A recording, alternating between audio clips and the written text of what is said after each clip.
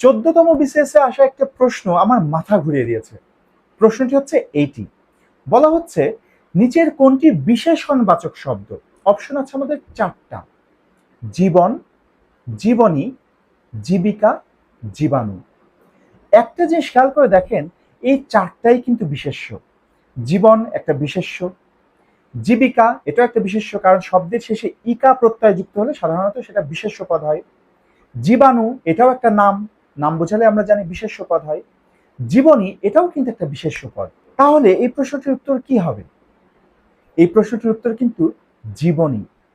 কারণ এই জীবনী শব্দটি বিশেষ্য রূপেও ব্যবহৃত হতে পারে, বিশেষণ রূপেও ব্যবহৃত হতে পারে। বিশেষ্য হিসেবে এর অর্থ দাঁড়ায় জীবনের ইতিহাস নিয়ে লেখা হয়েছে এমন গ্রন্থ, আর বিশেষণ হিসেবে এর অর্থ দাঁড়ায় প্রাণ শক্তি দান করে এমন।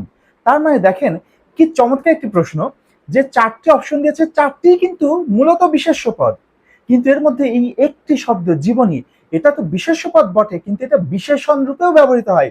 সেই কারণে এই প্রশ্নটির উত্তর হবে জীবনী। এই ধরনের প্রশ্ন দেখলে আমার খুবই ভালো লাগে, কারণ এই প্রশ্নগুলো একদম পিওর মাথা খাটিয়ে করা হয়েছে। তাই এই প্রশ্নটি যিনি করেছিলেন তার প্রতি আমার সালাম।